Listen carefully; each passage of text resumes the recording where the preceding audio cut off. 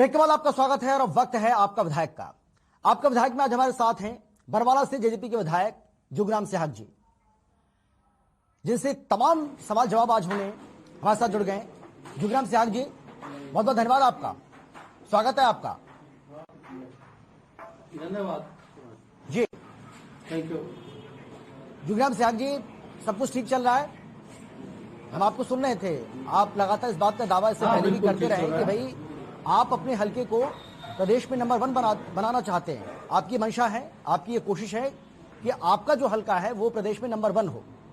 उस कोशिश को रफ्तार दे रहे हैं क्या आप? बिल्कुल होगा,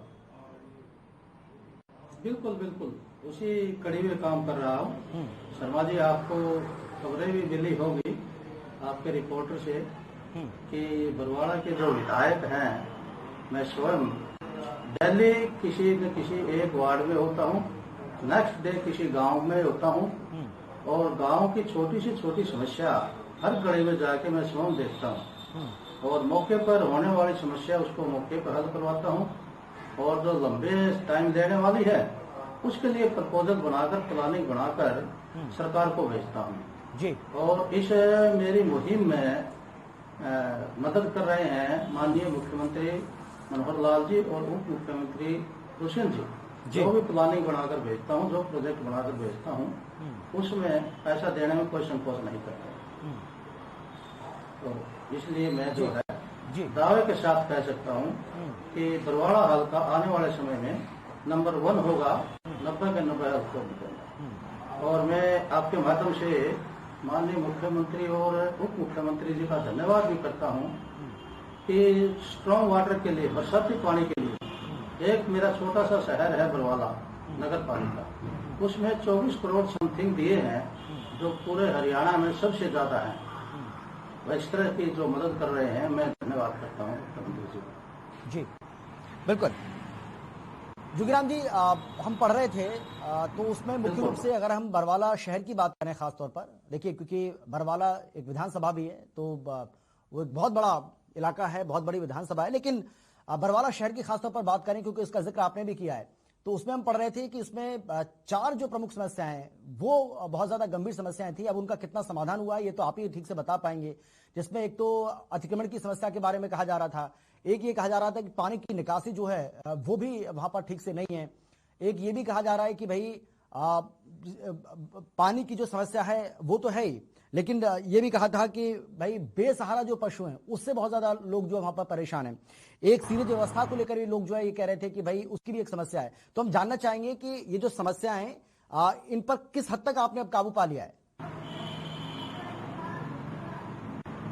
समस्याएं आपने छोड़ दी, उनसे भी ज्यादा थी जी।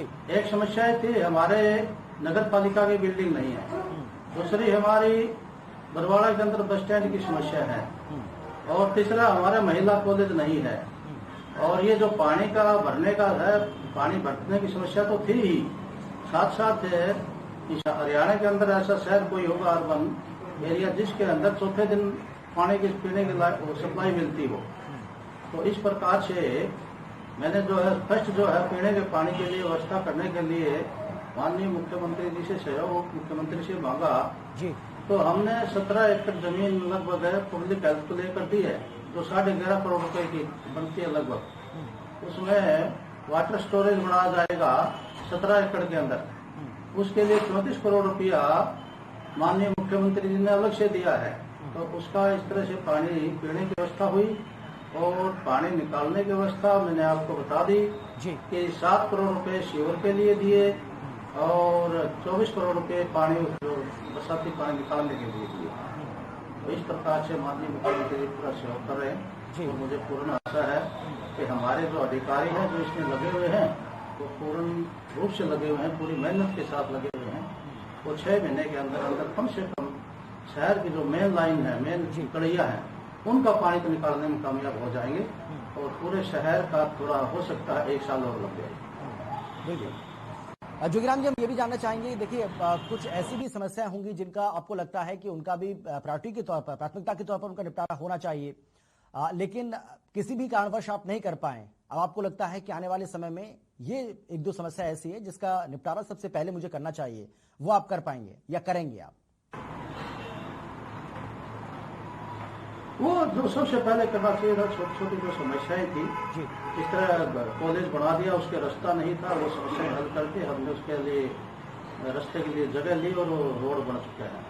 इसी प्रकार हमने एसटीपी बनी हुई है हमारे जो शहर का पानी निकालने के लिए, वहाँ डिलीवरी के लिए हमारे पास जगह नहीं थी जी उसके लिए भी हमने लगभग जहाँ एसटीपी बनी हुई है उससे 5 किलोमीटर दूर 25 एकड़ नगर पालिका की जमीन थी, उसके अंदर टैंक बन रहा है और पाइपलाइन जो एसटीपी से वहाँ तक लगभग जो 90% डल चुकी है, जो 10% बची हुई है वो लगभग 20 दिन के अंदर पूरी हो जाएगी।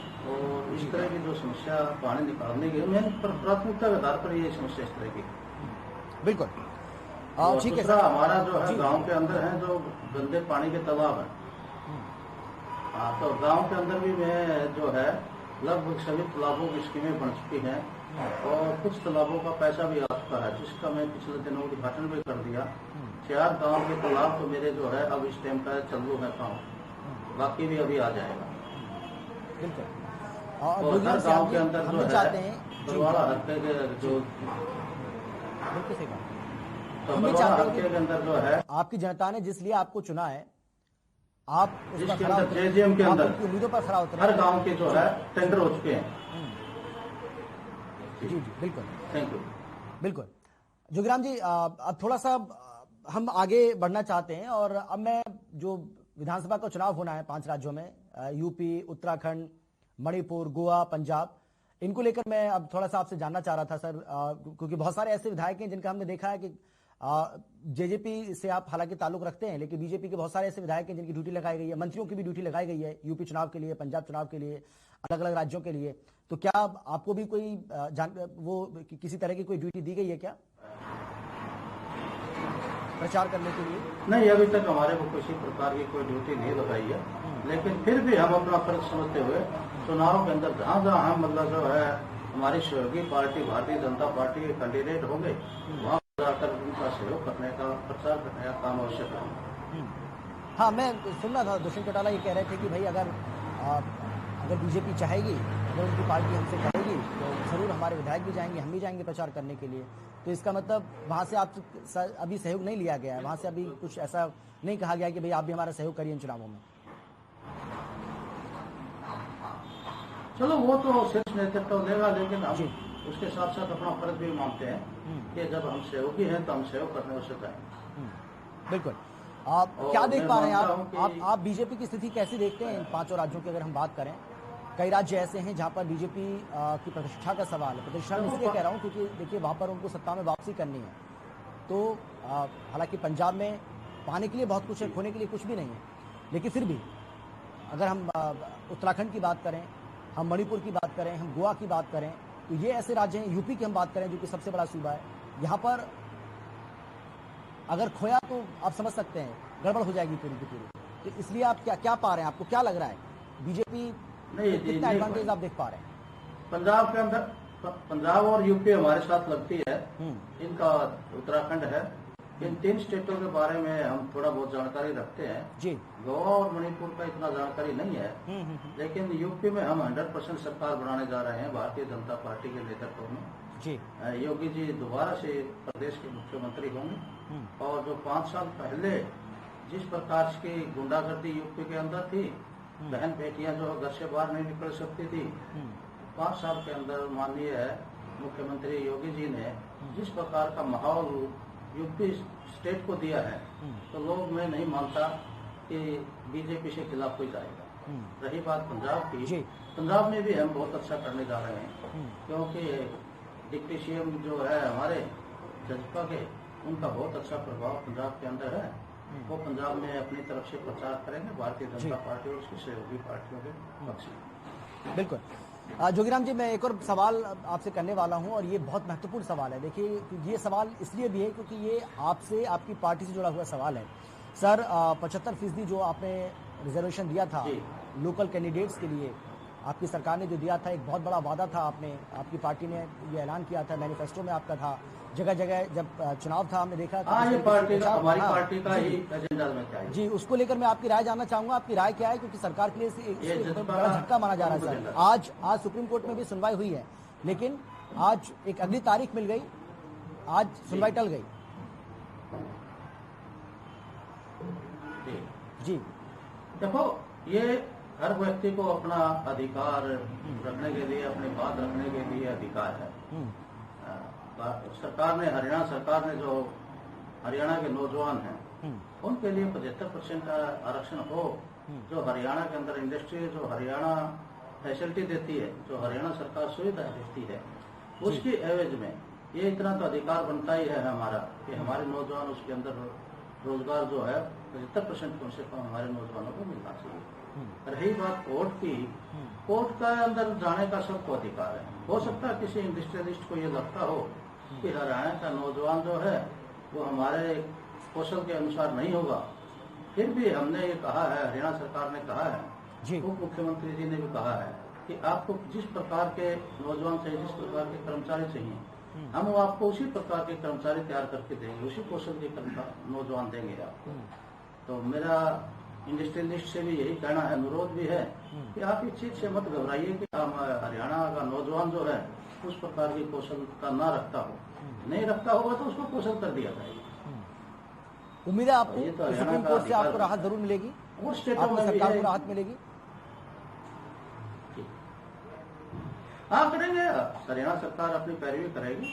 हम हरियाणा के हित के लिए, हरियाणा के नौजवानों के लिए हम हर प्रयास करेंगे। हमने चाहे किसी कोर्ट में जाना पड़े या कोई कानून बनाना पड़े, वो हरियाणा सरकार बनाएगी, हरियाणा सरकार करेगी। जी बिल्कुल। आखिरी सवाल है आपसे मेरा, जोगीराम जी, और सवाल मेरा ये है आपसे, क्योंकि आज एक बड़ी खबर सामने आई, राम रहीम को 21 दिन की फरलो मिली है, लेकिन इसको लेकर राजनीति हो रही है। तमाम पार्टियां ये कह रही हैं कि भाई पंजाब चुनाव को देखते हुए ये फरलो मिली है उनको, इस पर आपका क्या कहना है? देखो, ये तो उसका अधिकार हो सकता है, ये तो कोर्ट की गाइडलाइन हो सकती है। बाकी मैं तो हल्के के अंदर था, मुझे ऐसी इस प्रकार की सूचना भी नहीं थी। ये अभी आपके माध्यम से ये सूचना मिली है जी। ये कानून के दायरे में रहकर किसी को पैरोल मिलती है तो इसके ऊपर राजनीति नहीं करनी चाहिए। जब ये तो कानून कार्रवाई है, किसका हर व्यक्ति को अधिकार है कि जो कानून के अंदर जो फैसिलिटी दी हुई है, चाहे वो कैदी है, चाहे वो हवालाती है, उन सबको अधिकार दिए हुए हैं कि भाई उस पर उसी अधिकार के तहत उसको पैरोल मिली होगी। जहां तक मैं समझता हूँ उसके ऊपर राजनीति नहीं होनी चाहिए। चलिए, बहुत शुक्रिया आपका जोगीराम सहवाग जी हमारे साथ जुड़ने के लिए, बातचीत करने के लिए। और अच्छी बात यह है कि जोगीराम सहवाग जी का यह कहना है कि अपने विधानसभा के लिए, अपने हल्के के लिए तमाम तरह के विकास कार्य वो लगातार कर रहे हैं, आगे भी इसी तरीके से विकास कार्य करते रहेंगे। और भी तमाम मामलों को लेकर, चाहे वो यूपी का चुनाव हो, पंजाब का चुनाव हो, हालांकि गोवा मणिपुर का उन्होंने कहा कि उसके बारे में कोई बहुत ज्यादा जानकारी मुझे है नहीं, इसलिए मैं उस पर टिप्पणी भी नहीं करना चाहूंगा। लेकिन उत्तराखंड के लिए तो कुल मिलाकर के जोगीराम सहवाग जी का यह कहना है कि उम्मीद उन्हें जरूर है कि हमारी सहयोगी पार्टी यानी कि भारतीय जनता पार्टी इन चुनावों में अच्छा प्रदर्शन करेगी। फिलहाल इतना ही, एक छोटे से ब्रेक के बाद फौरन लौट रहे हैं। आप देखते रहिए हर खबर।